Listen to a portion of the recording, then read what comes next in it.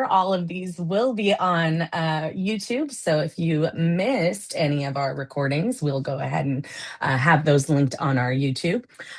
For today, we will be doing our agenda. So today we welcomed you in. Starting in about 5 minutes, we're going to be starting our workshop session. In case you missed it, it is making ELO-P work for your district, collaboration between program, finance, and leadership. We'll have some time for some Q&A and some fireside chat with you all. And then we'll also have our closing comments. And then hopefully we'll get you out of here and you'll be able to move on your day a lot more knowledgeable than how you started. This, as a reminder, this is a shared learning space. We hold our workshops as a shared learning and collaborative space, and often update materials with content and resources lifted throughout the presentation. So we will be giving you a learning guide and resources. It will be dropped in the chat momentarily, and everyone can access that. Oh, there it goes. Nat has dropped that in the chat for us. Thank you very much. It is a PDF, and you will be able to download that and take notes on that. And the PDF presentation is linked in that learning guide for reference. It is a draft, so if there are any changes made, that will be updated to the website within 24 hours, along with the recording of this workshop. Speaking of recordings, if you happen to miss the first and second amazing workshops, thank you to our Spring Academy partners. If you missed the first two, they are currently on our website. So you can go ahead and scan that QR code or click that bit.ly link, and you can learn more about our workshops that we held on April 2nd and April 7th, the science behind quality standards and expanded learning and data compliance and alignment, talking about CalPADS and PACE. So if you missed any of those, be sure and check those out on our website, because there was a lot of good information and you don't want to miss that. So without further ado, we're going to go ahead and start today's workshop, making ELO-P work for your district, collaboration between program, finance, and leadership. And I will go ahead and bring up Mr. Michael Funk, Director of Expanded Learning Division, California Department of Education. Mr. Michael Funk, how you doing, sir? Hey, CJ, doing good. Thanks for the good energy today. I'm very enthusiastic today to bring on our friends from two different districts that are representative of districts that are doing great work with ELO-P, community schools, et cetera. And they're going to introduce themselves in just a minute. But Paula from Jurupa Unified School District and Wes and Socorro from Newport-Mesa Unified, and Jeffrey Dixon was scheduled to join us, but is unable to join us today. And sending him good wishes and energy. So, a little context and history before we get started. About a year ago, um, well, a little less than a year ago, we were just about ready to get into summer programming. Districts were getting prepared to launch their summer programs. And we got the news from Washington, D.C. that uh, millions of dollars of federal funding was impounded and was not going to be released uh, without good reason or warning. And part of that was the 21st Century Community Learning Center funding. Now, just note that this is money that had been approved by Congress and signed and approved by the president. And still, the Office of Management and Budget decided to impound the funding. And immediately across the state of California and across the country, districts and community-based organizations who were planning on starting their summer programming, vital support for kids and families, uh, were notified that the money was not going to come. And so the announcements came that we had just brought on all these staff. We're going to have to lay off staff. We're going to have to let families know that the program's not going to open. And there was a lot of chaos across the state. Well, in California, we had the good fortune of having the expanded learning opportunities funding.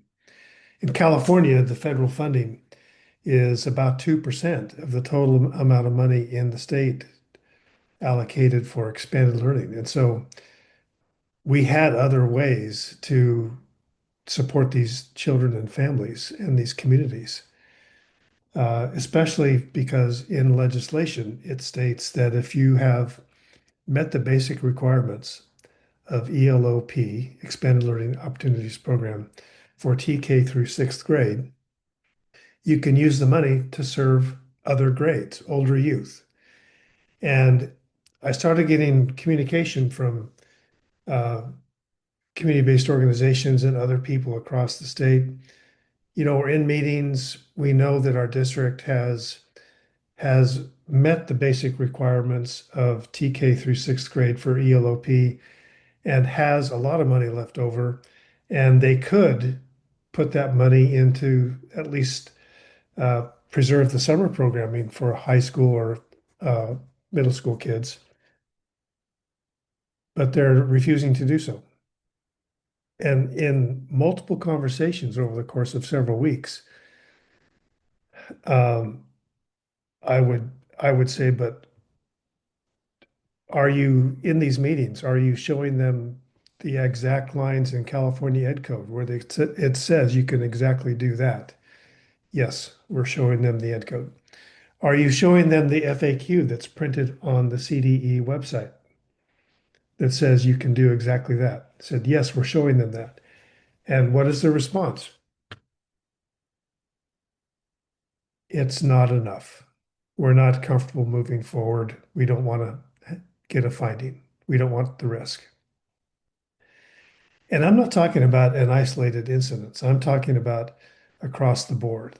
And well, eventually, because of a massive outcry across the country, the first funding that was taken off that um, list of money that was impounded was the 21st Century Community Learning Center funding, and programs could at least attempt to restart summer programs. There's no doubt that there was a lot of harm caused because you just can't flip a switch and turn back on a summer program when you've already suspended or laid off staff. But it was a thing, and I felt like, okay, I need to be in better communication with school district leaders and um, have some dialogue back and forth. So there's direct communication between me and superintendents and chief business officials. And so I reached out to the California Association of School Business Officials and last December had the first meeting with their legislative committee and their executive director, Tricia, and fantastic meeting, great communication, learned a lot, heard to a person the chief business officials talk about their passion for expanded learning opportunities program and what it means to their districts. And it wasn't long after that meeting that I said, we're going to have these spring academies and um, we're going to be told, we want to put up bring some stories forward of districts and how they're handling uh, making ELOP work for their district, expanded learning opportunities program, expanded learning in general, whether it's ACEs, after school education safety funding, 21st century community learning centers, expanded learning opportunities program, which if you're not in the weeds or not from California, the first two ACEs in 21st century are grants issued from the department to school sites. ELOP is an apportionment that goes to districts. That's a very different mechanism for funding. It takes it takes some sophistication to figure out how to manage all these funding sources and still present one comprehensive program that's less confusing and not segmented and compartmentalized and siloed to your families. So I'm excited to have people with us today that are going to tell their stories and talk about this. And I'm going to start it off with asking Paula from Jurupa Unified School District to introduce herself and just say a minute about the importance that expanded learning is for her. And then Paula, you can pass it to Wes and him to his team, and then we'll loop back and you can start with your slides. All right, sounds great. Good morning, everyone. Happy to be here. Excited to be able to share some of the things that we talked about as CBOs as Michael mentioned, that when we had that meeting with CASBO. So I'm with Jurupa Unified School District. I am the CBO. I've been with the district since 1999. I started off actually as a teacher on special assignment in technology.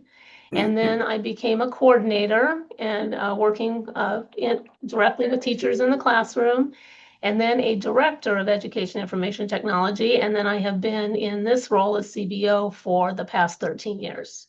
So the whole time of LCFF, I have been in this role.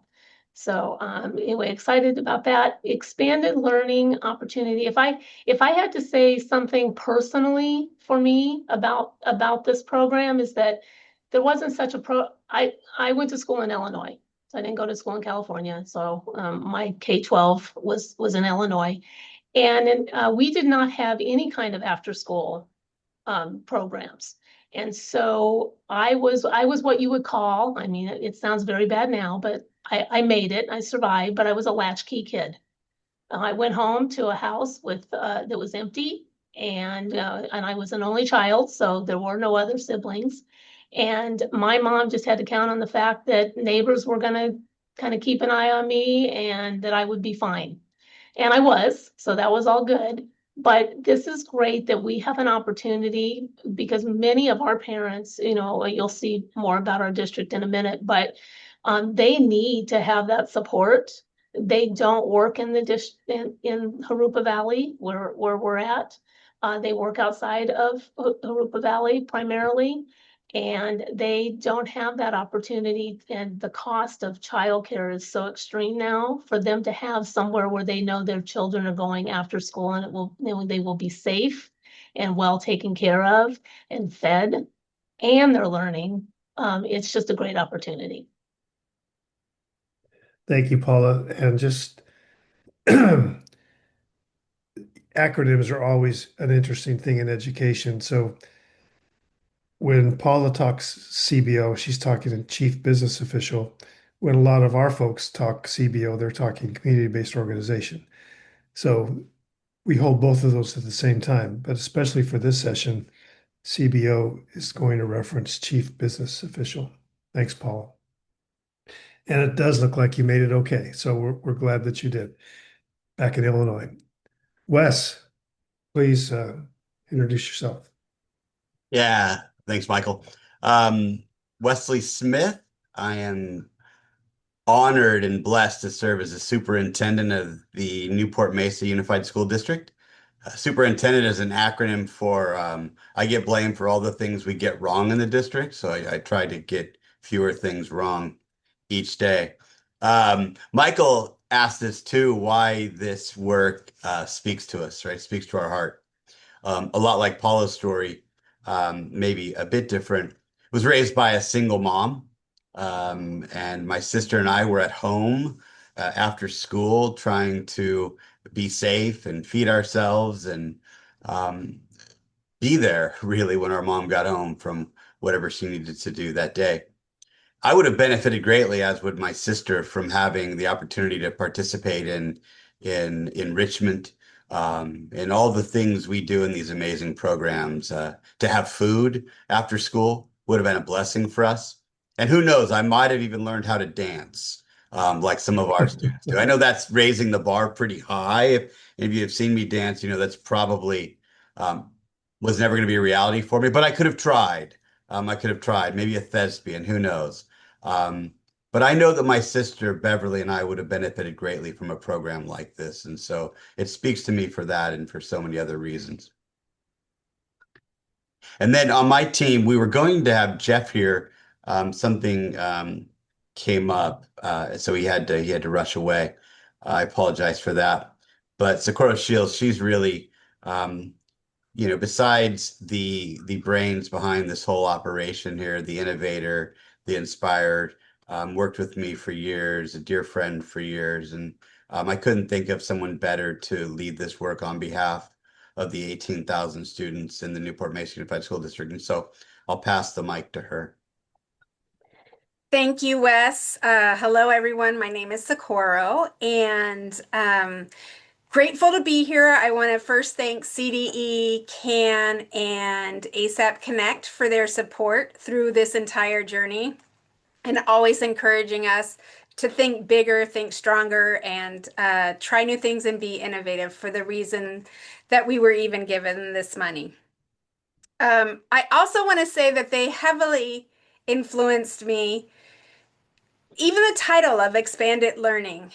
Thinking about the time students have outside of school, how we make sure that we're doing everything we can to help accelerate learning, to help close gaps, to help move past the notion of gaps, really is what drives all of us, I believe, probably all of us here, to make sure that we're using those funds as thoughtfully and expansively as we can. And so I look forward to sharing more what we've been able to do in Newport-Mesa, and it for sure took a team.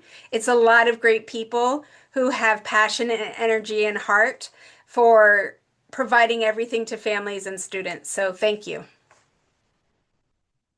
Thanks to all three of you for sharing a bit of your why and your stories. It's just great to have you. So with that, Paula, we're going to start off with you and you've got some slides for us to talk with us about your journey at Jurupa Unified School District. And as we talked and had the opportunity to start to get to know each other just a bit and hear, we just had a few email exchanges and then we got on the phone and you began to talk to me about, I asked you, what's important to you? What do you want to share? And I couldn't have scripted a better thread for you to talk to this group about. And so I'm very excited to introduce you and have you tell a little bit about your district. So take it away, Paula. Okay, sounds great. We'll be able to go to the next slide. Great, thank you. So a little bit about Jurupa Unified. We are in Riverside County, Region 10. And we're located between, if you don't know where Jurupa is, which I know some don't, but we're in the city of Jurupa Valley, which is actually a fairly new city. It's only been around for about 12 years. So we were, when I first started with the district in 1999, we were actually part of the county. So we were not a city at that time. So, but the district was here. Jurupa Unified School District was here. So our boundaries kind of skate into a little bit of Corona Norco, and we have a little tiny portion of Riverside. But for the majority of our schools are located in Jurupa Valley. So we have 44 square miles, and we are I would say a mid-sized district, about a little over 17,000 students. We are in a declining enrollment, so we can talk a little bit about how that impacts with ELO-P and that kind of thing, but we are in declining enrollment. We do serve students in TK through 12, plus we have an adult ed program, and we have preschool programs as well, Head Start and state preschool. We have 17 elementary schools. We have 3 middle schools, 3 comprehensive high schools, and we have 1 continuation high school. And our current unduplicated pupil count is 82%. So we do have quite a number of our families that are in that poverty range, that low income range, as well as we have about 32% English learners. So that's a little bit about our district. We can go to the next slide. Yeah. So I wanted to talk and be able to kind of just talk about how our district has used ELO-P to basically support the whole child. We have had, and I kind of have to go back a decade ago. A decade ago, I had a principal that came to me and they said, I want to have a mental health program for our students. And so we actually started a very small mental health program. And as part of that, we bill Medi-Cal for those mental health services. And that has grown. And so that's a portion of what the program that we use. But ELO-P kind of falls into that. So we know we're providing a 9-hour day now, when it's no longer a 6-hour day. Right? So, we're all aware of that. So we've really shifted our mindset to that is part of our day. It's not just expanded time, but it really is a part of our instructional day that happens. And we know we have the required instructional day, but we have this additional 3 hours that we really have an opportunity to do great things in that time and to provide that core experience, student experience. So that's kind of our mindset shift. So we operate a 9-hour day. It allows us, better meet the needs of our students. As I mentioned, we have students that are that as parents may work two or three jobs. They don't necessarily work anywhere in Jurupa Valley, so they're traveling and commuting for work. So all of those things help us to have a very robust ELO-P program, because we have students that can take advantage of that, and parents that want to take advantage of making sure their students are safe before school, after school. So to make it possible, we really our approach has been to align our ELO-P funding, our ACES funding, as Michael mentioned earlier, our local control funding formula. Every school receives some funding that they're able to kind of have discretionary make discretionary decisions over at their school site. And then also our community schools funding. And then, so our community schools, we actually have 18 community schools. So we are a district that has applied for those community schools funding programs. We have 3 cohorts, 6 schools each in each of those cohorts. So that's a significant portion of funding as well. So we do use that, and I'll talk a little bit more about that in the next slide. But each funding source, we know, as a CBO, I have to make sure that I'm, a chief business official, I have to make sure that I'm keeping track of how that funding is being used and isn't an allowable expenditure, and all of that. So with that said, each funding source we know has a purpose, and we know they have allowable expenditures, but together we can use those and identify what we can use for which activities and which supports, and then that helps us to build that comprehensive system of support. And in our district, one of our pillars is actually systems of support. And we have an entire division, our pupil services division, that all is around systems of support. We have an assistant superintendent over that division. That's where our special education is located. It's where our community schools are located. It's where our child attendance and welfare is located. So all of that is part of that system. And so we're really proud of that and those wraparound supports that we've been able to provide. But our goal for the ELO-P program, as well as some of these others that I'm going to talk about in our after school and before school, it's really simple. It's making sure that we're removing those barriers to make sure that all of our students have access to opportunities that they may not otherwise have access to. And we know many of our students wouldn't have access to those. So that's like our number one goal. We also want to recognize that, the expanded learning opportunity program and running a 9-hour day, that requires additional operational needs, and which we have to make sure that we're planning for within that funding. So we'll talk a little bit about that and what we've done as a district as far as that goes. So we'll go to the next slide. Right. So I wanted to just show you a little bit about how, explain how we're kind of braiding our funding sources. So I start off with ELO-P because ELO-P is probably the primary source of funding that we're using for our after-school program. And we really are braiding these funds, not blending them, because we know they each have kind of their own requirements and their own restrictions. But we're braiding these together to make sure that we're supporting our students. So we're keep making sure that the purpose is there, the purpose of the funding. We're holding true to that purpose. We're holding true to the compliance requirements. But we're using, for example, the ELO-P funds. We're expanding the learning time before school, especially at our high schools. We have, now that our high schools start later, we have some before time that we're using at our high schools. Because again, as Michael mentioned earlier, we're meeting all of the requirements for TK through 6. So we have been able to expand out to our middle schools and our high schools. And so we have that before school for our high schools. We have after school.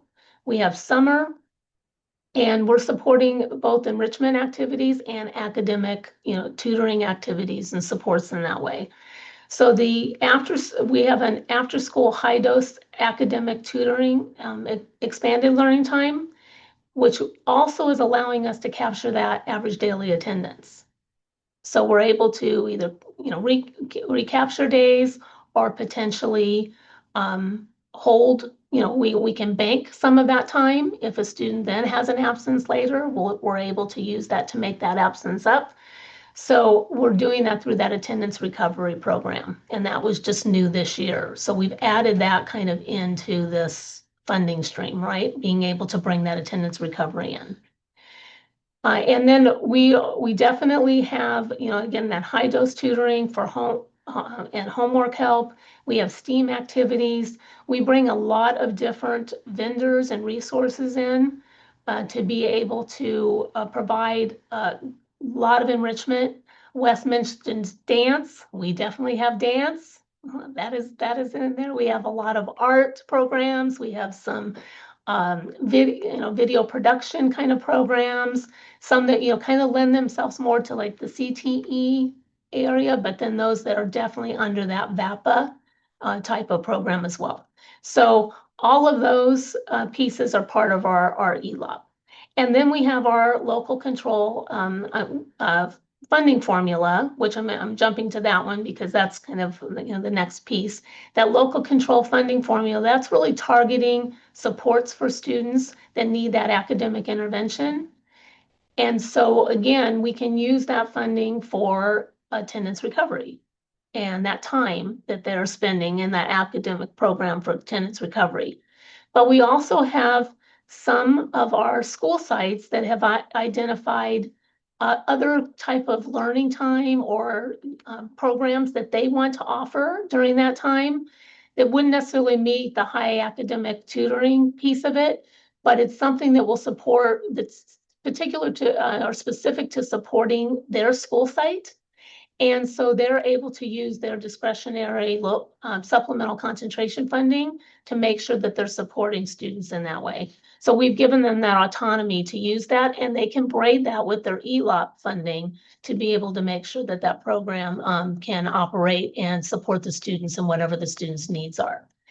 And then we also have our ACES funding, as Michael mentioned earlier. So that again is at some specific sites. We have about 11 sites that's located at. And so with our ACES funding, we offer some additional supports, and that runs through, we actually have an outside agency that runs that program.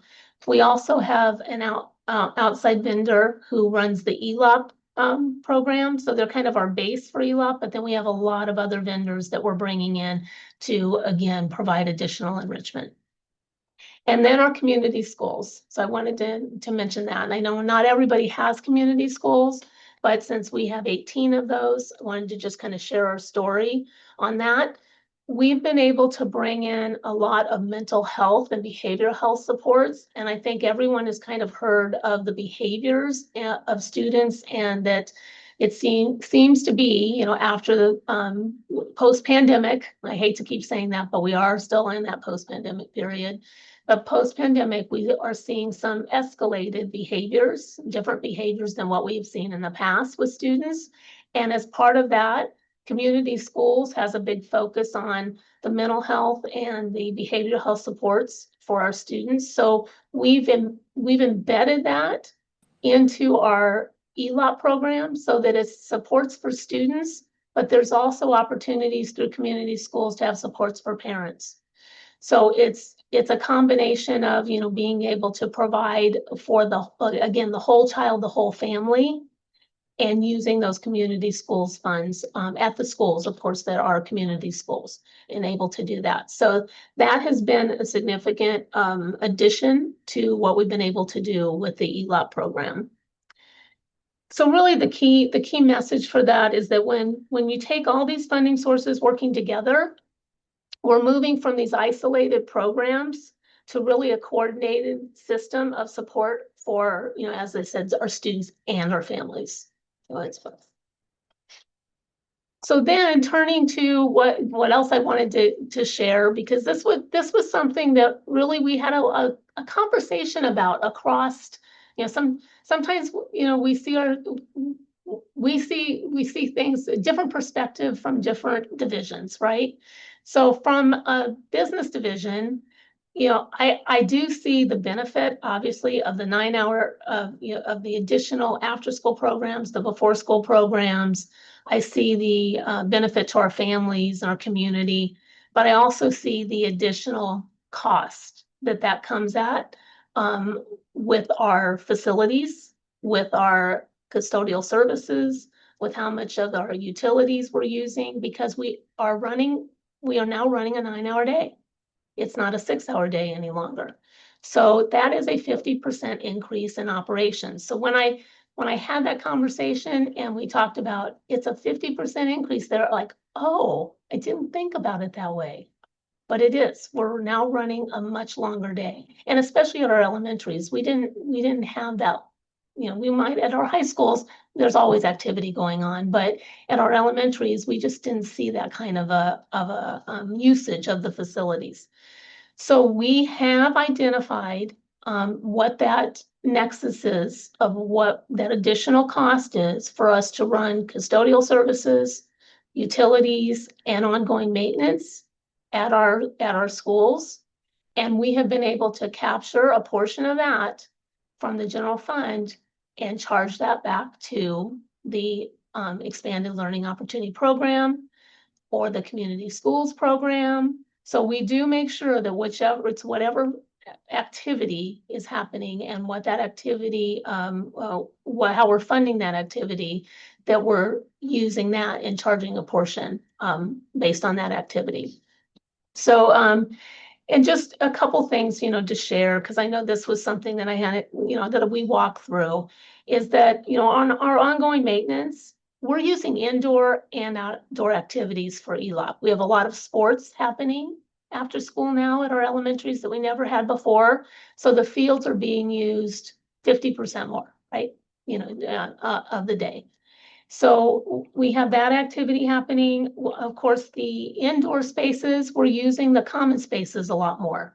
So we're using the multipurpose rooms. We're using the cafeteria because now we're, you know, providing, you know, supper as well. You know, we're using more lighting because when it gets dark early, we're still running a program. So we have to make sure that we have lights there. We have to make sure we have outdoor lighting on our fields that we didn't have before. So those types of things we have found, you know, that's something we have to do in order to run the program that we want to offer. And in order to do that, we use the funding that supports that program. So we align that funding. Utility usage, just sharing, again, we're using some of the big spaces, the MPRs, the gyms, our libraries. Those are spaces that take a lot more in utilities to maintain, so they're higher cost. And we're running them all quite often at night, which is kind of that peak load, you know, that time right when people get home and and that's that peak that peak time for utility cost. So we looked at that and we said, okay, what is this really costing us? How much addition to where it was before? And then we're able to capture some of that back from our general fund. And as I mentioned, we're declining enrollment. So we have to look for how can we leverage our resources the best we can to make sure that we maintain fiscal solvency as well. So then, and when we look at all of this, this is, operational costs, but it's also, it's the essential cost to keep the program running. So we just need to make sure that we're able to do that. And then our custodial, we do charge a portion of our custodial because we are now using classrooms and using the NPR and using the library more and for longer periods. And so we have to have custodial staff that can come in after that time and get into those rooms and make sure that they're cleaning and they're preparing. So all of that it's just critical that, we're ready for that next day. And so we need to make sure that we have custodial staff on site, able to make sure those rooms are ready, they're prepared, and that we're taking care of them because they're used more often.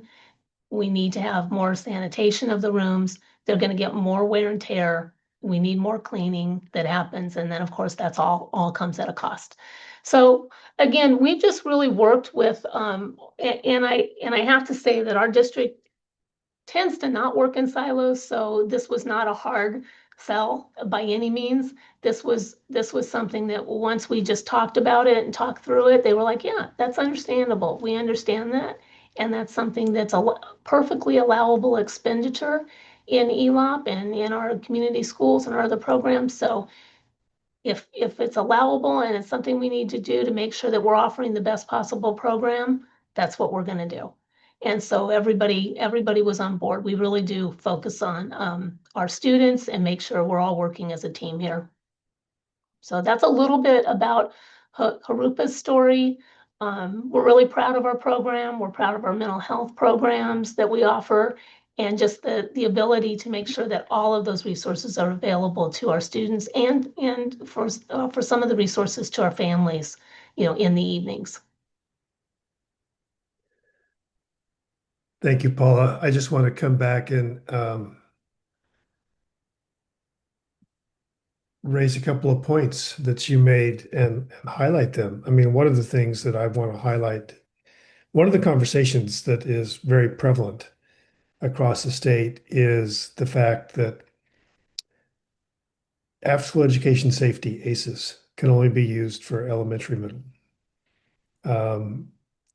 ELO-P technically is TK through 6 once you've met the requirements, but I just want to put an exclamation point and amplify the fact that your district made a choice to direct ELO-P funds to high school students.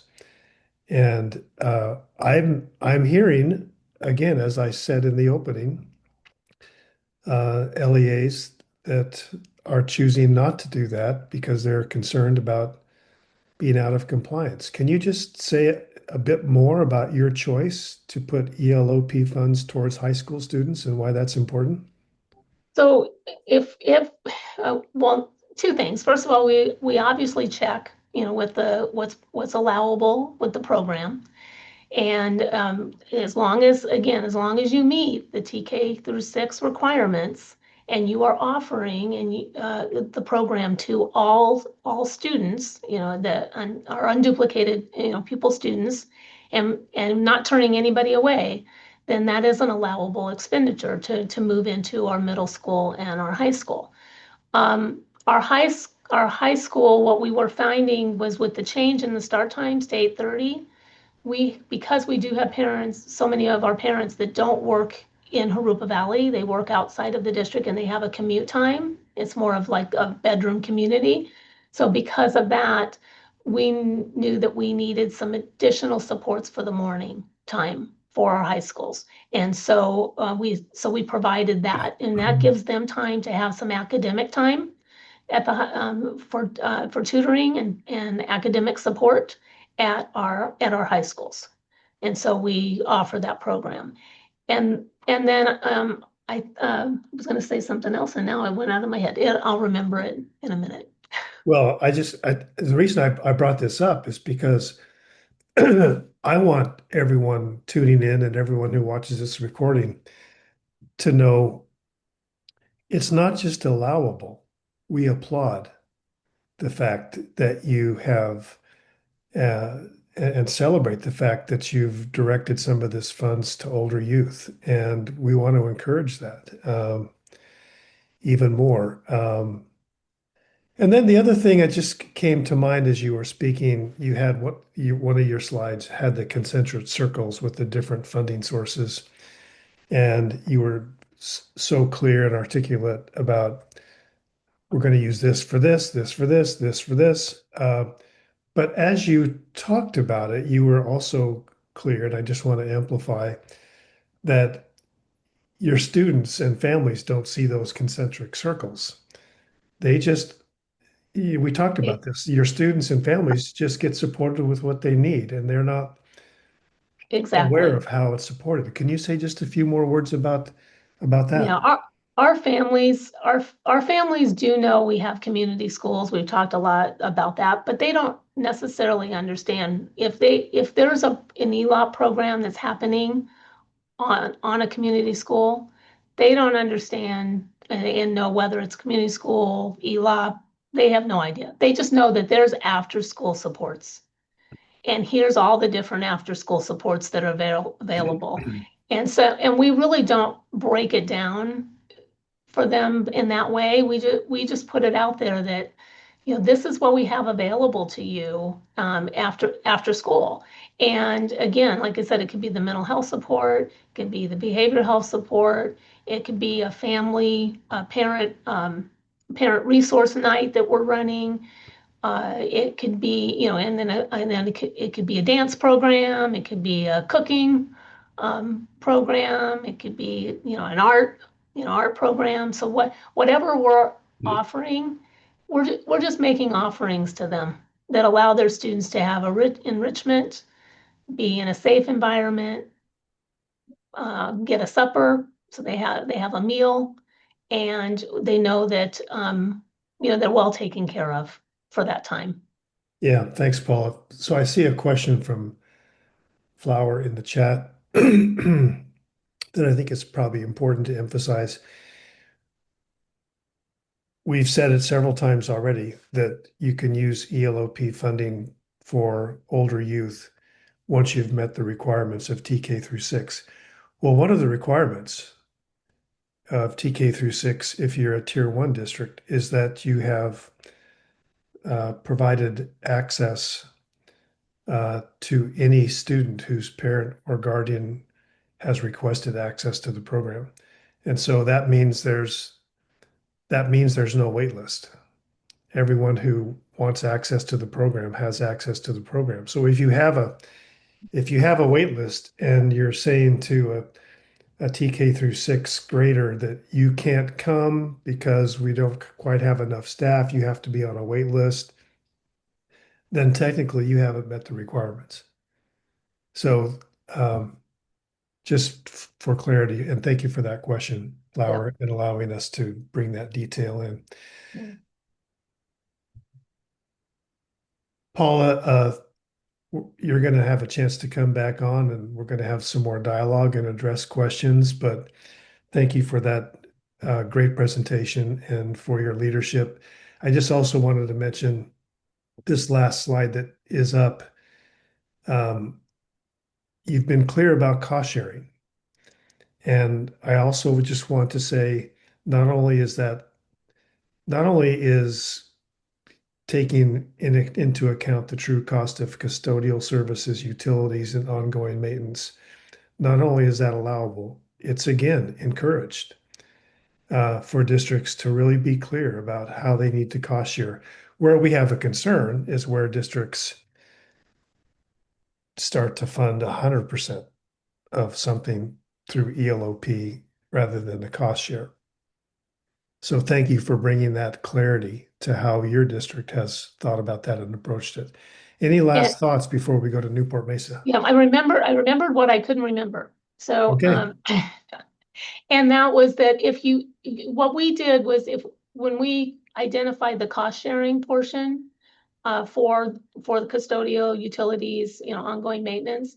We ran that by our auditors. We said, this is how we're calculating it. This is what we're looking at. And we ran it by our auditors. So, with your, whoever your auditing team is, that I would suggest if you have any concerns about it, just run it by them first, before you make that final decision. But they didn't have any concern with it or issues. So of course we went forward. So Yeah, excellent. Thank you, Paula. All right, well, now we're going to build a bridge to Newport-Mesa Unified School District.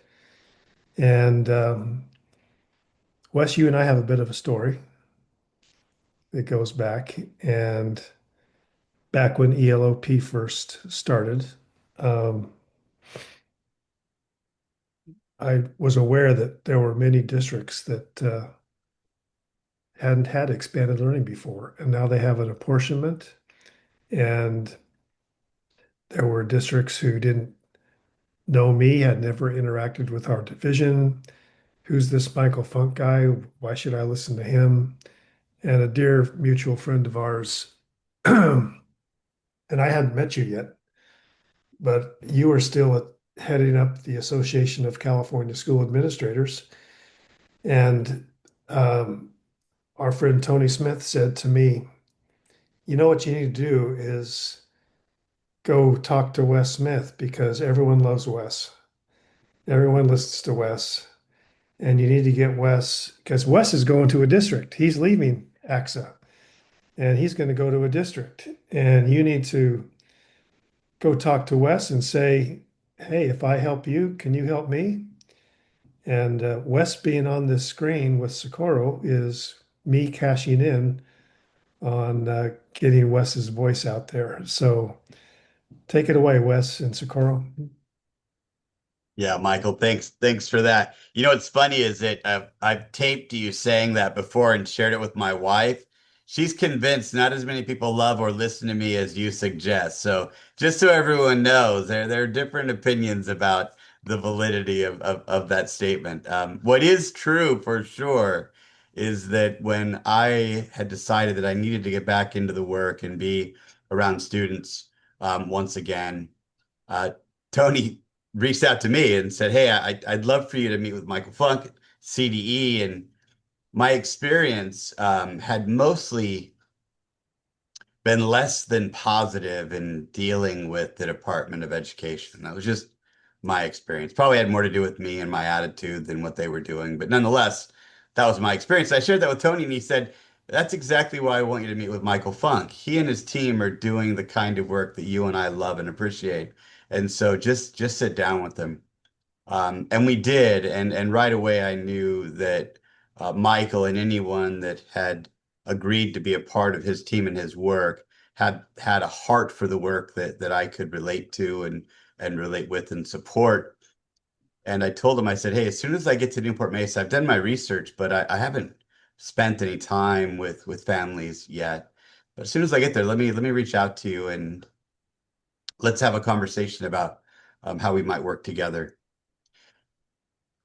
What was amazing was I got here and I realized that this is exactly the kind of district that needs ELO-P. It needs the support that Michael and his team provided. We might have a slide about the demographics of the district, but if we do, we can fast forward one. If not, we'll just tee it up for Socorro. But I think what really stood out to me when I got here was that everyone assumed that because it's a community funded district, everyone assumed that because Newport, as a part of Newport Beach, is in the title of the district, that it was an all Caucasian, all wealthy school district. And when you look at the dashboard, you would think, well, they're doing well. Why do they really need to worry about seeking out support to benefit students? But those assumptions are inaccurate, absolutely inaccurate. We serve two communities here in Newport Beach and Costa Mesa, one district, two very, very different communities. What people don't know is we're here in Orange County, about 18,000 students, 33 schools. Our largest student demographic is our Latino student population in Newport-Mesa at about 47%. And while we're community funded, and people think, well, community funded districts, they're all rich. Certainly the funding model benefits us. But our unduplicated count is the highest in the state for any community funded district. We're at 58% UPP. Half of our schools are Title I schools. Again, the largest Title I population in the state of California for a community funded district. And just as you would assume, and you'd assume correctly, the gaps demonstrate that, right? When you dig deep and you look past the dashboard overall scores, you recognize the access opportunity and achievement gaps are real and have been based on where you live in this community. And that's exactly why the very next week I called Michael, my second week in the district, and said, man, we have work to do, right? We've got a lot of students who have been historically underserved, and we can do better. And to be clear, it's not because this school board and communities didn't want more for their students. In fact, we have a weighted student formula in this district where we intentionally provide more resources from our general fund to our highest need schools, to our Title I schools. That was voted on 7-0 by a very politically diverse school board. But while they care, there's also this push and pull for, well, if you're going to do something at this school, then you really need to do it everywhere, because that's what equity is. We have to educate folks oftentimes that there's a difference between equality and equity, and the same as inequitable, right? But that's okay. We know there's a reality we had to address. And what ELO-P allowed us to do was to prioritize the needs of these schools, extend the day, provide the enrichment, provide the food that they so sorely needed. While at the same time, our other schools, their parents pay for programs and camps and private tutors and private coaches. That wasn't being offered throughout the district. We have some of the best aquatic programs in the nation, from swim to water polo to sailing, right? Sailing. I grew up in Reading. Never even seen a sailboat, right? We have world-class sailing teams here. And yet half of our district, the students can't swim. And they don't have access to water, right? And so ELO-P is allowing us to bring the community to our community, if you will, to get access to the wealth of opportunities that are here. And also, we're able to allow other parts of the district to provide those same types of opportunities in a different way, right? And we appreciate that we're able to do that. And what I loved about starting this work with Michael was he and his team said, don't worry about compliance. Dream big. That's dangerous asking me to dream big, because, man, I'm a dreamer, right? I still think there's some chance I can play in the NFL. I don't know where and how and what, but I'm never giving up on that. You know what I mean? And so when Michael said, hey, not about compliance, about dreams, at first I'm like, all right, Tony may be right, man. That's the first time I've ever heard someone from CDE say that, right? Dream big. Let's worry about compliance later. And so in that sense, and given the needs we had, I brought in Socorro, who I've said before at the onset, I've never met someone more innovative, more able to interrogate current systems and say, here are those gaps. Here's where we absolutely have to and must get better.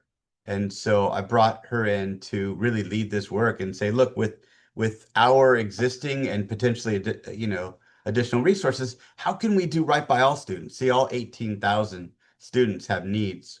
Right? When we talk about equity here, we say every student gets what they need, when they need it, where they need it, and those who need more get more.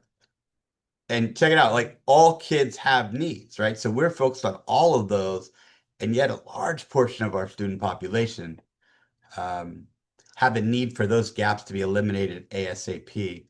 And so I brought her in to really think through how we do that work. And before I pass it to her, because I think she and Paula both demonstrate this.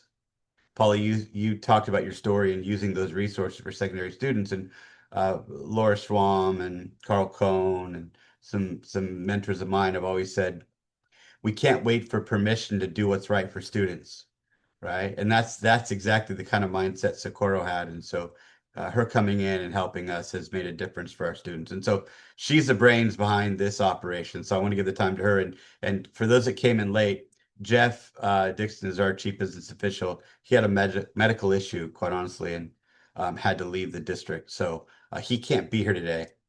So we're missing out on his ability to speak to the amazing things that Paula spoke to, how to use resources to benefit students.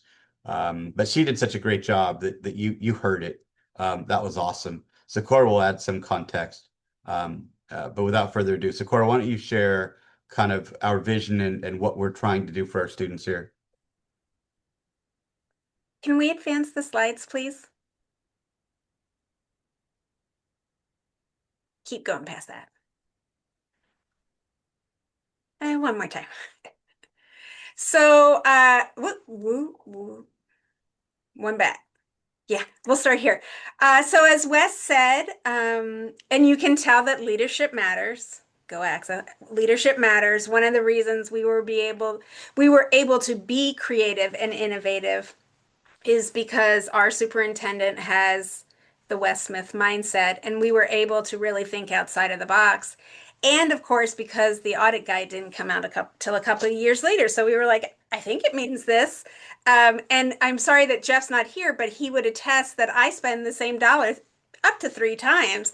So I happily just kind of think about that. And Jeff holds the reins to make sure we're not going out of control.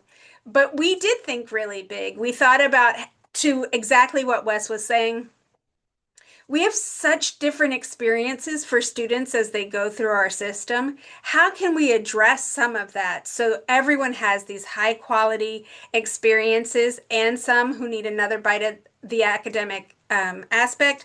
How do we make sure we can do that and braid these funds, as Paula said, braid these funds to allow for that across our district? And as Wes said, we kind of have 2 very distinct experiences in our district, and how can we help create some parity in that? And we'll talk a little bit about how we do that. Part of it is we have amazing people, like I'm sure all of you do, that love this community, love our students, and are willing to do the great work every day. So I do want to give a shout out to them.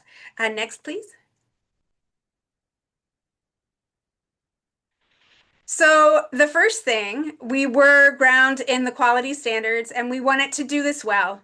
I think many of us have a history of ACEs, and because it was a single source, we weren't really able to do all of what we can do now with so many sources to fund. We also have some community schools.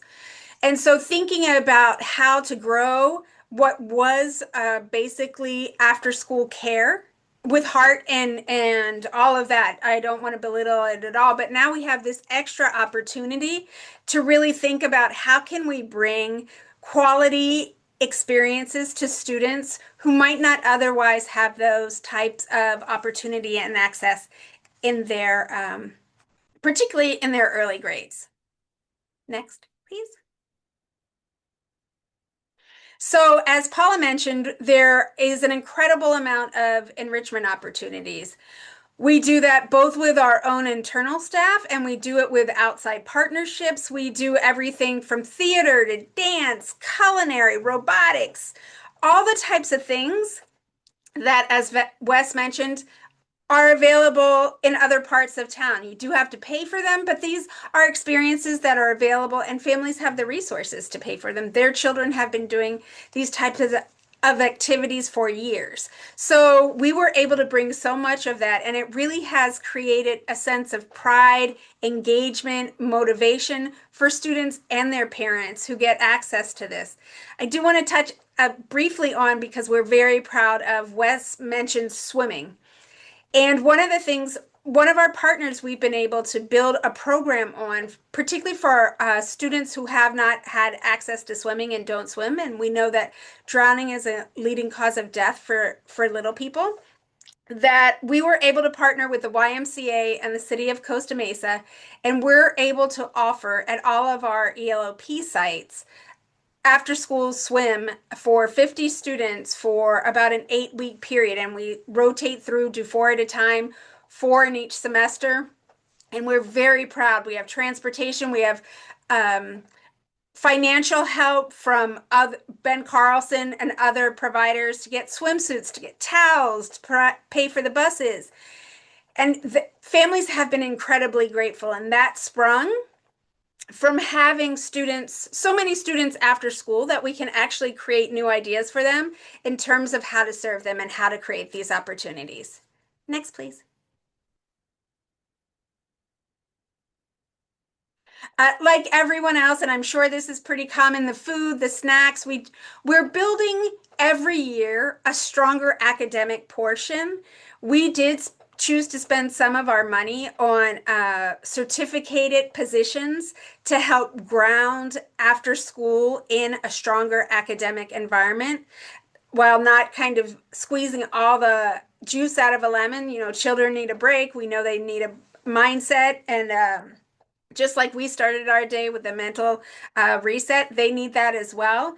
But we are building in more academic touches, more opportunities for problem solving, leadership, all of the things that we know students need access to and maybe might not get enough of it during the day. So we help provide all of that. And of course, it's safe. They're surrounded by people who care about them, and families have been incredibly appreciative.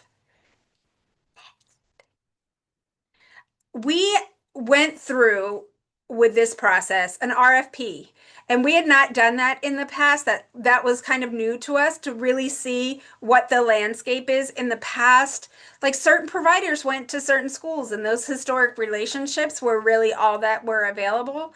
Now we did 2 years ago a very large RFP process, and really some people who had worked with the district for a long time might not have realized how serious we were taking the RFP process.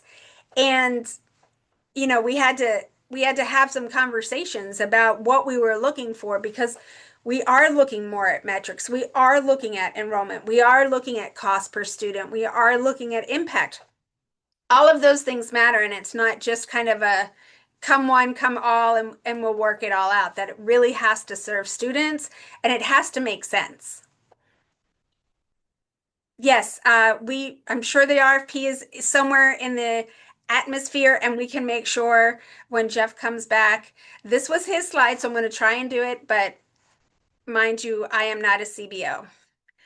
One of the things that Jeff shares with me is that we had a lot of carryover in the first years. You know, we had all of that money coming in for post-pandemic. So we were, we had, hand over fist money, as many people did, had to use personnel. Those were big ticket items. Those were big amounts.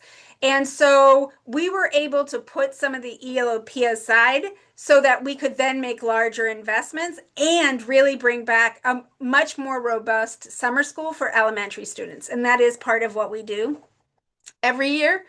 And summer school really is targeted to ELO-P students, and we do spend ELO-P dollars on that whole little kit and caboodle. And like Paula said, that's 9 hours. That's 9 hours in the summer. Our system isn't generally prepared to do 9 hours during the school year, even less so over the summer. So, a lot of balls are rolling at once and trying to get everything shored up so that we can have a really quality summer school program, and that people have and families have access to it. Jeff would have spoken about the RFPs, and that was important, getting the right people at the right cost. I don't know that in the past we had kind of negotiated and now we had several people doing the same thing, several vendors doing the same thing, several partners. And I'm not sure in the past we looked at how much each of them charge, and it was really kind of partner driven in terms of cost. And we got to be a little more clear that this is what we're paying and this is why, and everybody's going to get generally the same rate. And that was new to us as well. Still doing that. And then we, as you all know, running this program takes a lot. And we created a certificated position. In this district, we call it an admin intern. That's a long history, and you could talk to HR, but that allowed some heft to really make sure there was oversight and control, because all the things that happen during the day also happen after school, from health issues, threat assessments, risk assessments, you name it. All of that also happens at 4, at 5. And so making sure that we had someone on site who could really handle that for the rest of the people on campus has helped us continue to, one, spend down the money, because we're going to spend down the money every year on the students who deserve it. We're going to do that. And then also make sure that those programs can be successful after school all year long. Next, please.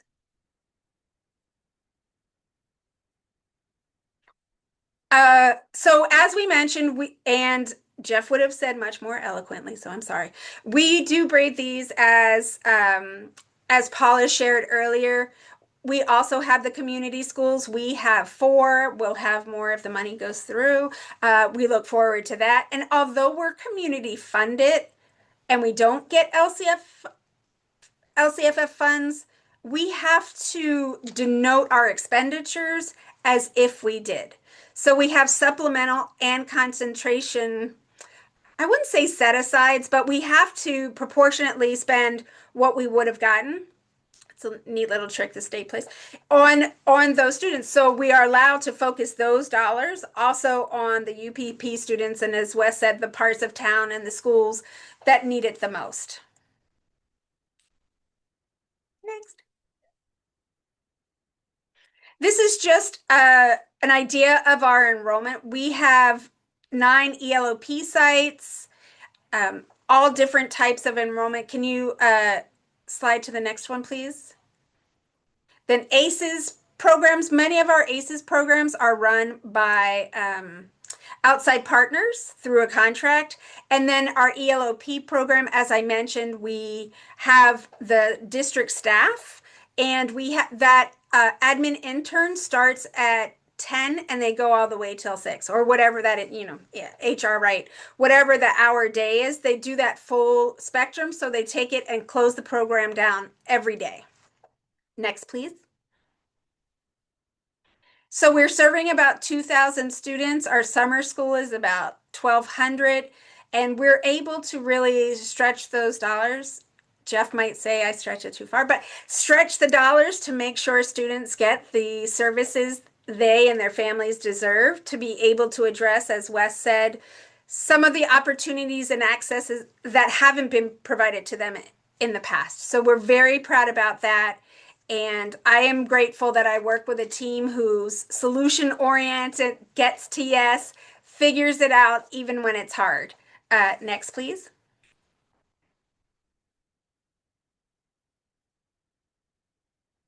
And I took us to break.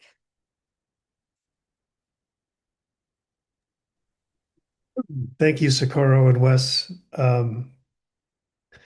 There's lots to dig into here, and I'm looking forward to bringing Paula on, and also just really having an open up to the participants in the chat, or even to come off mute, and if there's something that you heard that you want to amplify or clarify, raise questions, uh, give a high five virtually to something someone said.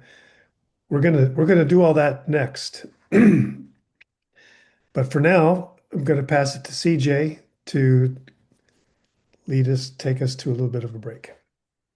Yes. Thank you, Michael. Thank you, Socorro. Thank you, Wes. Thank you, Paula, for all of your amazing information shared. Hopefully, our audience has a lot of questions that they can start ruminating on and getting their thoughts going and getting their words all figured out, because clearly I'm having a problem figuring out my words. But we're going to go ahead and take a 2-minute bio break. Go ahead and stretch, refill your water, grab some tea, grab a snack, do whatever you need to do to take care of yourself. We're going to go ahead and give you 2 minutes on the clock. We're going to go ahead and press start, and we'll see y'all back in 2 minutes.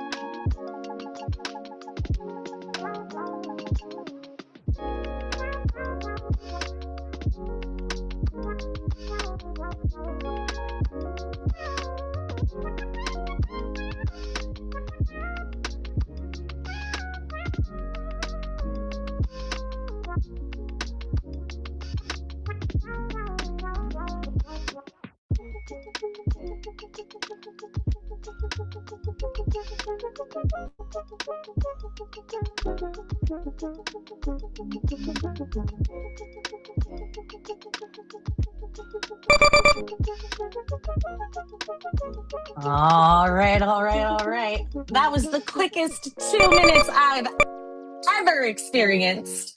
Hopefully, you all had time to use the restroom, get those thoughts situated in your brain thinker, get those words out.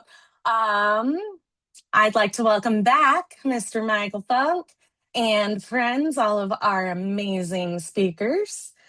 And let's get this fireside chat going. Come on up. Thank you, Michael Funk. We'll get Paul. Oh, I guess we're going to start with Michael. Go ahead, Michael. Take it away. Back to you. Crystal, Joe, CJ, I want to know after this, I want a private message to tell me how you bottle up that energy, and maybe you can sell it to some of us who get some of that enthusiasm. Definitely. Would love to share. Wes, Socorro, and Paula, thank you so much for great presentation. I do have some questions. I also have just one of the points of clarification that I want to make sure that is clear. You've all talked about the different funding streams and different sources, and ACEs here and ELO-P here, and it's allowed us to do more. But just to be clear for everyone, we actually discovered, people probably realized that for an ACEs grant to a school site, if you don't meet your attendance targets, you could face a grant reduction. And we talked about this a lot in the early days of ELO-P, that you can put these funding sources together, have one comprehensive program, you can serve more kids, and they can all count towards ACEs. And we've had historically, if a program, for example, had 21st century funding and ACEs funding, you couldn't count the same kid for the same day for both sources. That's unique to those two sources, but ELO-P is different. You could fund a program at ABC Elementary School and add 50 more kids and put in ELO-P money, and they can all count towards ACEs. So I just want to make that super clear, because when we did grant reductions for the first time last year after COVID, we had a dramatic increase in grant reductions, and we heard from districts, oh, we weren't counting. We didn't run one comprehensive program. So we just had ACEs kids, we had ELO-P kids. In some cases, they had different agencies running the different programs, and they called them different things. And so we're trying to help people understand that that's not the intent here. So I'm curious. We have a lot of people in the who are watching this academy who primarily come from the universe of expanded learning. And I'm wondering if we could just take a moment to have some conversation about what advice you would give them to communicate more effectively to their superintendent, to their assistant superintendent, to their chief business official. Because there are many who are saying, we're not able to get through our message, or we're trying to communicate what you've said, Michael, what's allowable, and we're not having success doing that. So what advice would you give expanded learning people in terms of how to build a better relationship and forge a stronger partnership with leadership in the school district?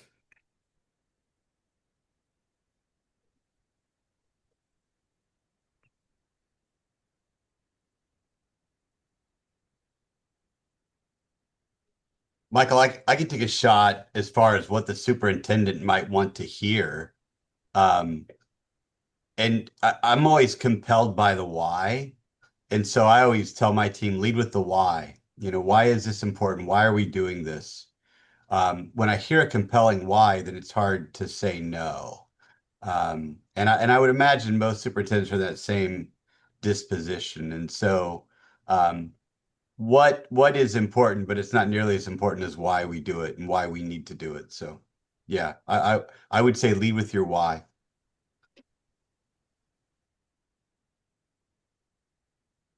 Yeah, Socorro? Yeah, go ahead, Paula.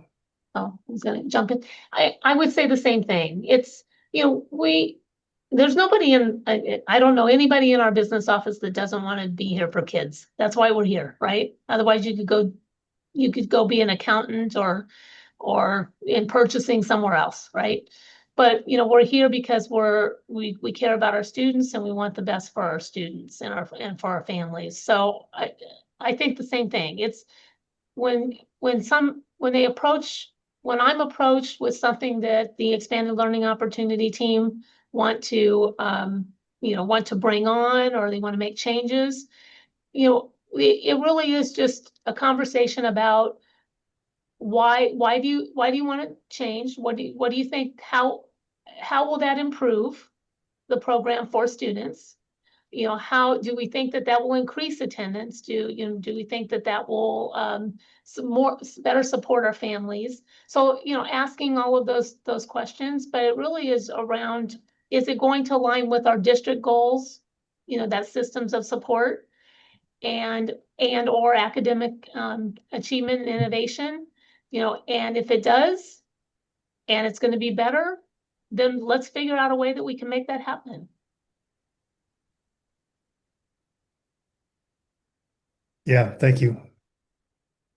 I see a hand up,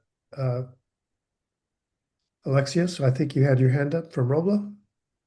Yeah, how's it going, Michael? Good. Yeah, I just wanted to give kind of my insight, just kind of as I report directly to the superintendent on behalf of Expand Learning for the district. I kind of want to just give my 2 cents on it in terms of communication and how to keep it effective, right? And I think it stems first just from a high level conversation in terms of how do we tie and expand learning into everything, right? The less we can keep it as a separate aspect of education, the more superintendent's communication is going to be harder, change is going to be harder. But as soon as we start tying measurable results into the overall equation, how do we make it cross department collaboration? How do we integrate certain aspects that could provide assistance in instructional school days? That's when superintendents really start grasping. A lot of times superintendents start saying, "Hey, we can compile AR with it," right? So that gets their attention. But how do we keep that drive going? How do we keep it a bigger picture? And I think just through measurable results really gets that communication across, and it has an effective plan. And also just communicating what expand learning is here for now. It used to be provided as a service in a sense where, parents had a place for their students to go, but now we want to make it a place that parents want their students to go, right? We want to create these unique experiences and kind of painting that as a beautiful picture to your admin, to chief of business, to everyone is going to completely change the aspect, and it's completely changed the game for me. Thank you so much. I'm wondering, Socorro, you mentioned being more intentional about increasing the capacity for academics without squeezing all the juice out of the lemon. And Paula, you specifically mentioned high impact tutoring, which we've actually been spending a lot of time on, encouraging districts to think about high impact tutoring during the expanded learning program, just because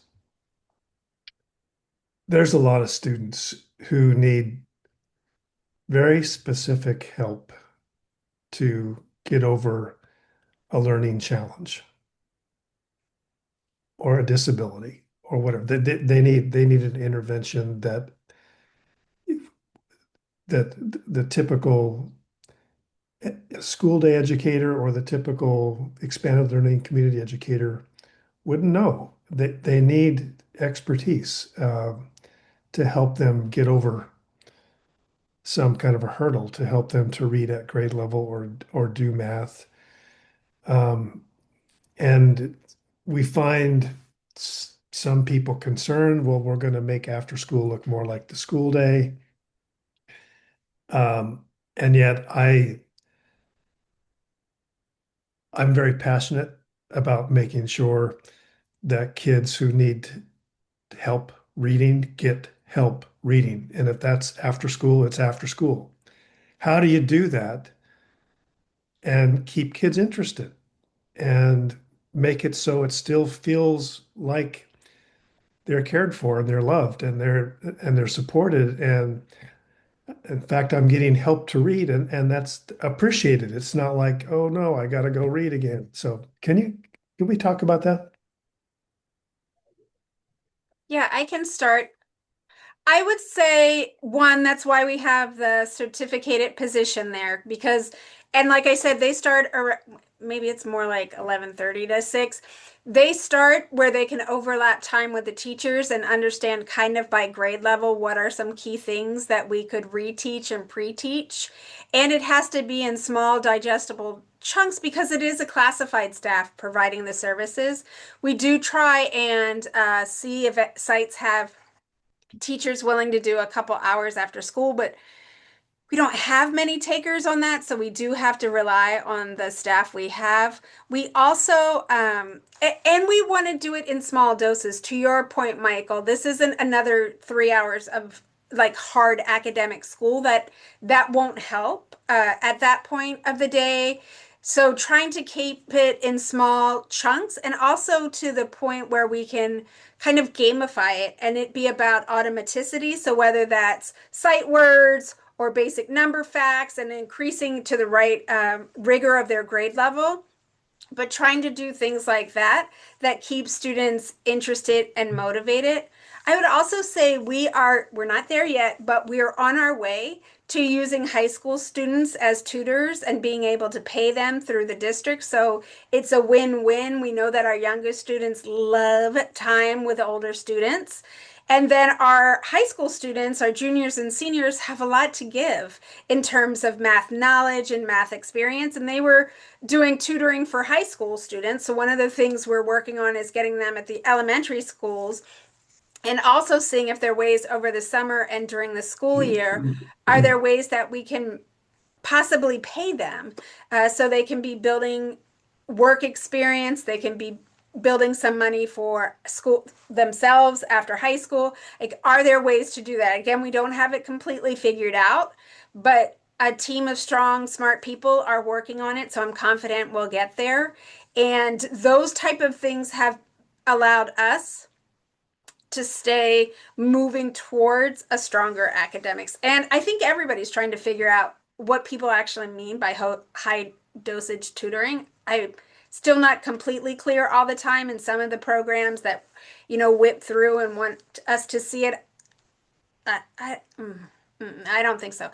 So, we're always trying to figure that out. And many times in our adopted materials, there are some supplemental things that we can use and change. And teachers have and TOSAs have identified highest priority areas and standards for that grade level. And we're trying to do more pieces of that in a coherent way.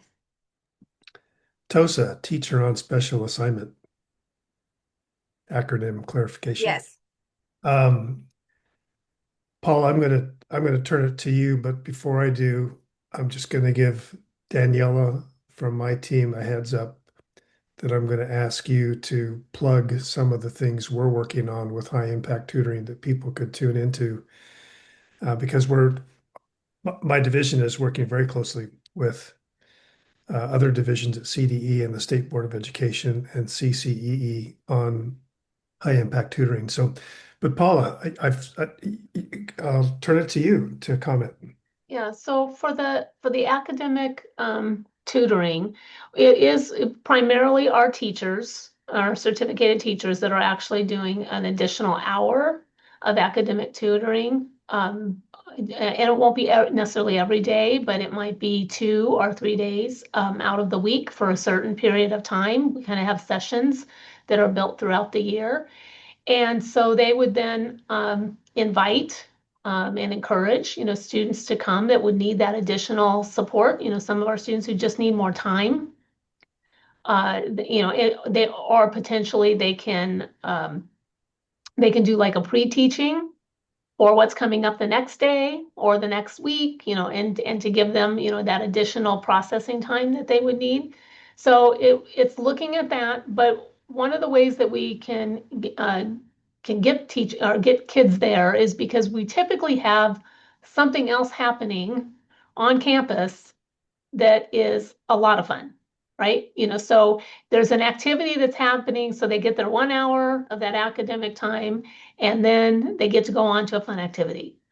And our kids will stay, for that. So we try to again, we're encouraging them to come, reaching out, but at the same time, we're offering it to anyone, so anyone can come for the academic time, but definitely trying to identify those students that would gain the most value potentially out of that time. Yeah. Especially since, as Socorro mentioned, our teachers are they've already spent a whole day teaching, right? So now they have, this additional hour. If we can't find a certificated teacher, there are times where our school sites will turn to, we have some resident subs that are fully, that are fully credentialed.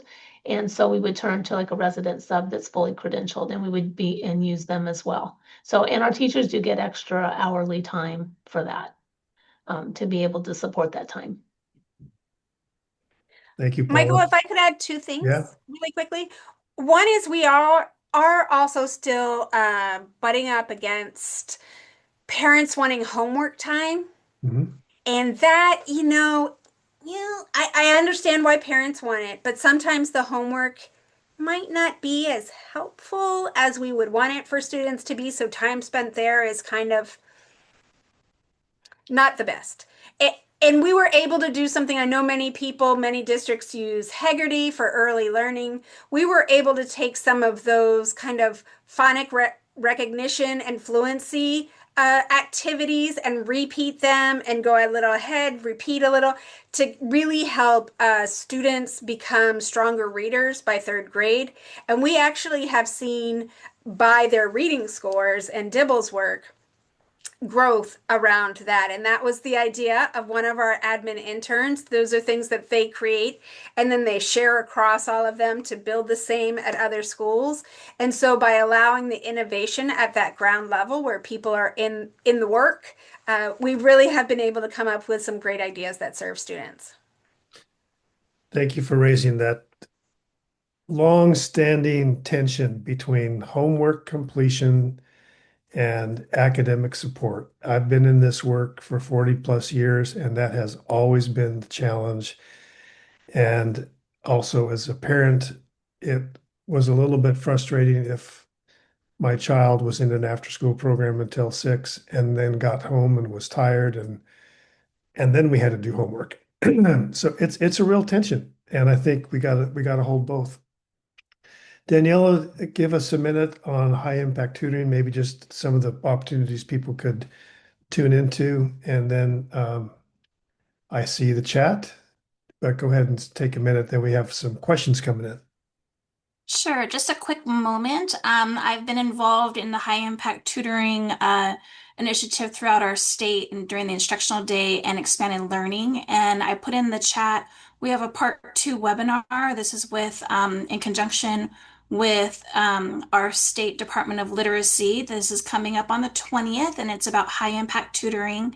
And it's specifically showcasing a variety of models of where LEAs can choose to partner with different vendors or providers as far as their high impact tutoring model. High impact tutoring, as alluded to, is very different from homework completion. It is dosage specific, it has a consistent tutor, and it is specifically skills based. I do want to emphasize research has proven that it can actually be done through many different providers. It does not need to be a certificated teacher. Just those tutors need to be trained up as to how their approach is for tutoring and their small group sessions. And so that is coming up. And I also will share in the chat shortly. We actually have some office hours tomorrow about outcomes-based contracting. So that was mentioned before as well when you're writing up a contract with a provider, making sure it's high quality and it might have some outcomes that are specific to the payment for that provider. So there's a lot that's going on within the state and high impact tutoring. I'll just drop some resources in the chat that might be able to help out some folks. Thank you, Daniela. I just want to say I've noted that throughout the last hour and 20 minutes, anytime anyone has used the word vendor, they immediately corrected it to say partner. And I just want to encourage us to do that because the word vendor seems so transactional to me, and partner is, and you've all done that. You've all corrected that and said partner, and that's the spirit of what I like to emphasize. There's a few questions. Hey, Michael, can I jump in on one of the questions? I can let Socorro talk about, how we pay and how we monitor progress and things like that. But yeah, go ahead. Something kind of struck me, and I think it was let me bounce up. Oh man, I don't want to get their name wrong. Oh, doggone it. I think it was Eulene, something like that. Apologies if I can't see the question now, but it was about, how do you sell it as academic and engagement? And while I think it's a great question, for us, it was even more nuanced because the issue of academic had to be really, really well defined. Because what we found is, and I don't speak for Socorro, what I heard explicitly was, well, does that academic stuff, is that going to get in the way of what I'm doing?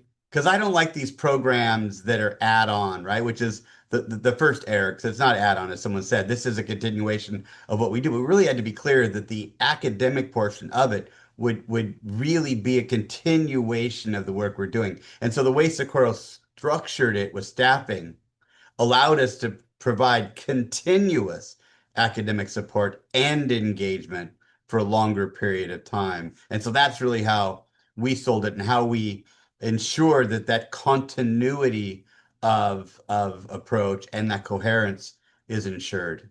Would you agree, Socorro, or did I miss it there?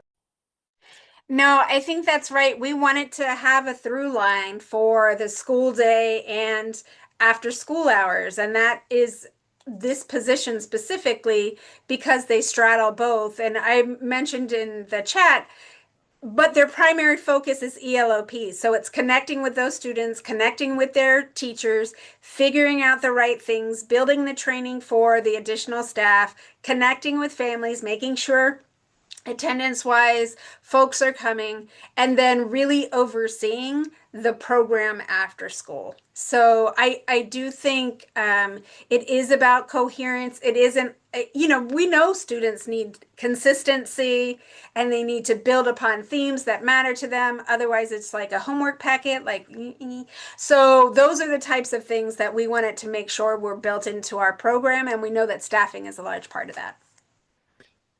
Thank you, Wes, for lifting up that question. It came from you, Blenny, from Fontana Unified, who's a seasoned veteran here. And I want to just add on to what Wes and Socorro both said, that this came up when attendance recovery was allowed to be used for expanded learning time, and people were concerned about shifting the nature of expanded learning. And, I just want to say, no one ever said that school had to be boring,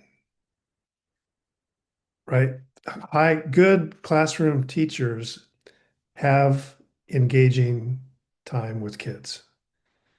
And sometimes we make generalizations we say things about after school, we say things about the school day that maybe aren't totally accurate of what's actually happening. So let's make it our goal to make engagement with kids happen every moment they're touching school or after school or summer.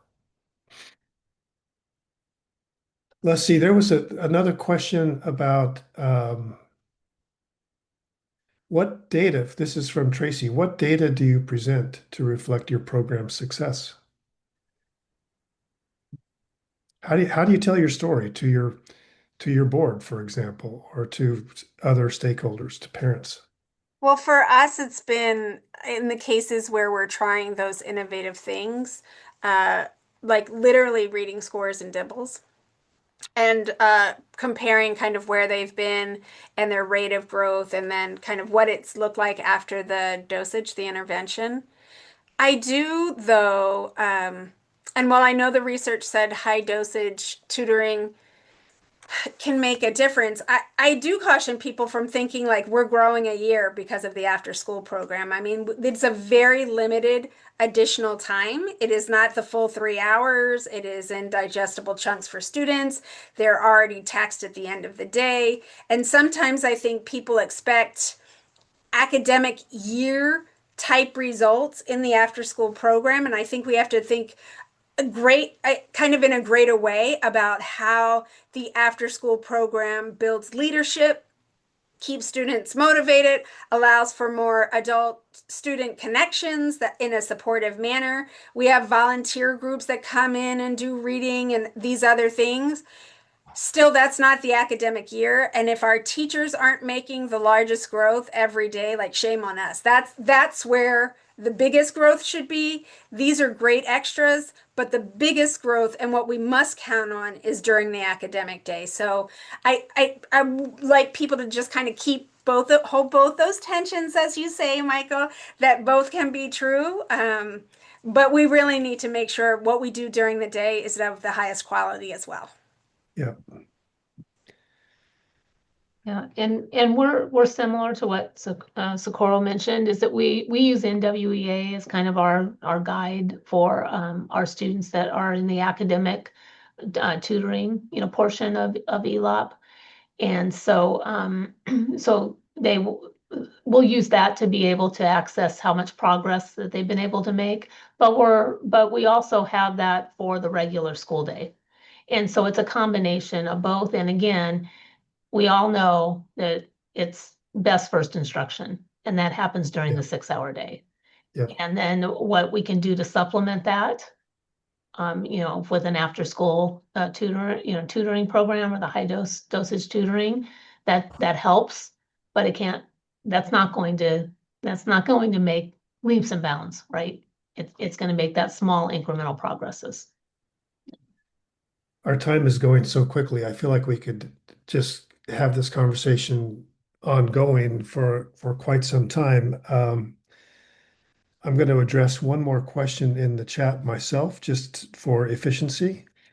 And then I'm going to turn it to each of you three to give us your last word, your last 30 seconds. And then we'll turn it back to CJ. There's a question, Desiree, you raised an important question. If you do meet all the TK through 6 requirements, can you expand into older ages, but with very specific activities? For example, high school art night, etc.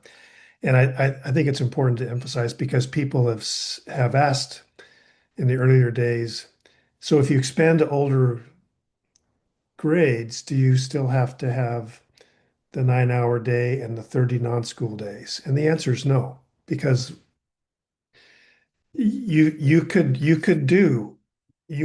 fund a high school field trip to explore college campuses. You could fund a high school art week, or you could do these things, and it's important. And the reason is because Paula, you mentioned talking to your auditor. The reason is the audit guide instructs the auditor to look at TK through 6. Did they meet the requirements of TK through 6th grade? And they're not going to look at what you did with high school kids. They're not. So you don't have to have those full requirements. So with that, I'm going to ask Paula, what's your last word?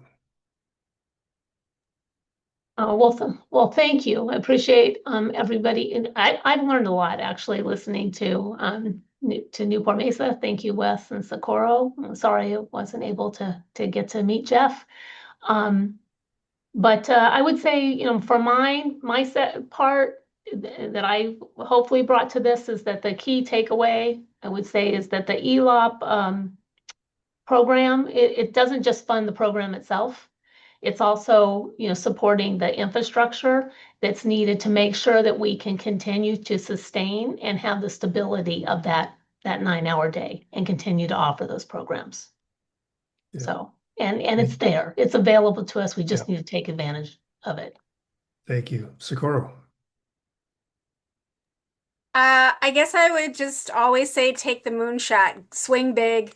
They only have 1 year, that year with us. Every moment needs to count, even after school. So swing big. It's what we have to do for students. Yeah. Okay, drop the mic, Wes. I can't top that swinging big and what Paula said, but I certainly, coming back to how I started, giving my experience as a student of a single parent.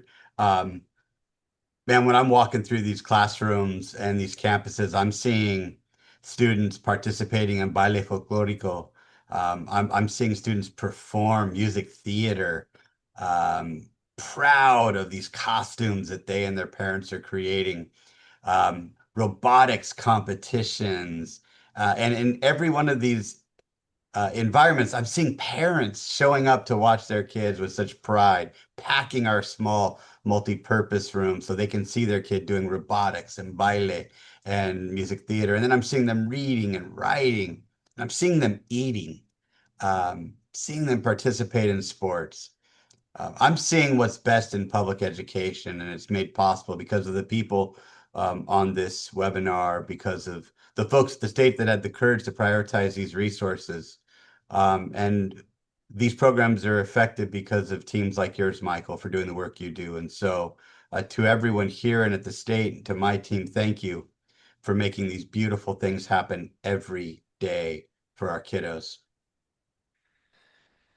Wes, Socorro, and Paula, you've shown us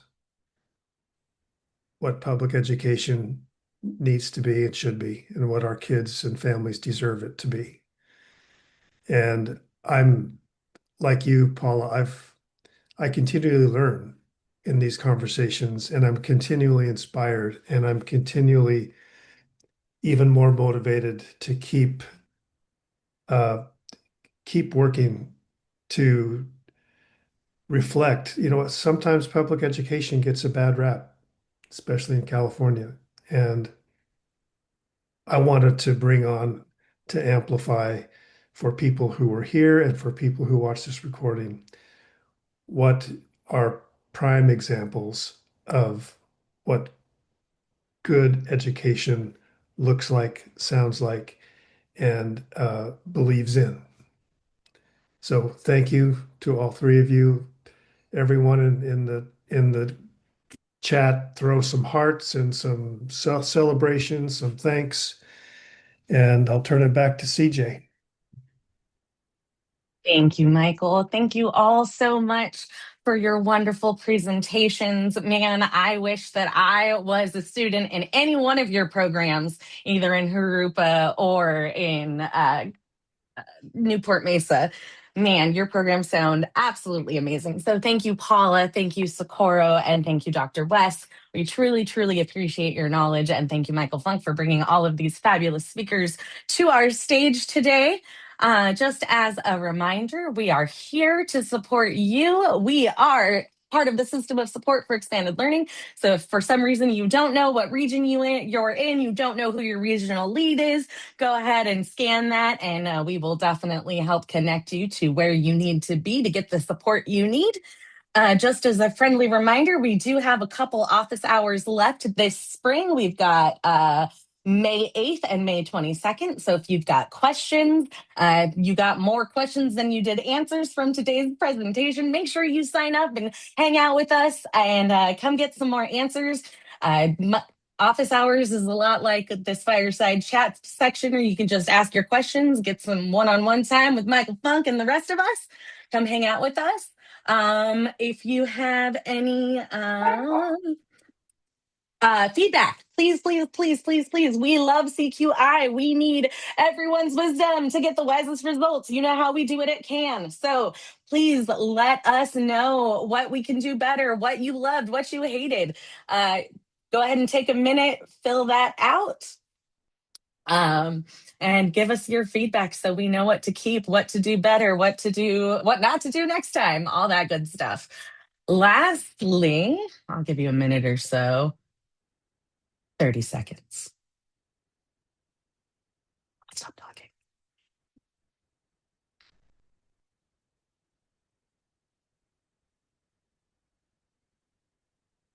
Hopefully you've had a chance to scan that. Please, please, please give us your feedback. Your feedback is important, as I've said. Please, if you have not signed up for any of our newsletters and you don't get any of our amazing newsletters, please, please, please scan that, stay connected with us, and get all of the information that you could possibly need. Again, follow us on all of our socials, just in case you haven't figured out where to find us yet. Now you can. We're on everything, so you can find us anywhere. And again, thank you so much for joining us this week, this last week as well, for all of our Spring Academy workshops. We could not do any of this without all of our amazing CAN team, our CDE partners, and all of the people in the field, all the people on the screen. We appreciate you. Again, all of our workshops will be on the CAN website within 48 hours. Shout out to MP Melissa Perez, who always makes sure that these things get on the website in a timely manner. And I hope that you all have a fabulous rest of the day. Hopefully you've got some thoughts and things and ideas and ways that you can start implementing some of the amazing things that you've seen today.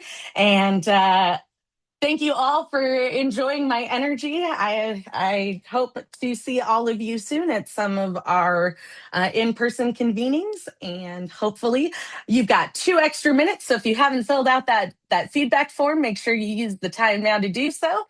Otherwise, have a fabulous, magical day, and we'll see you next time.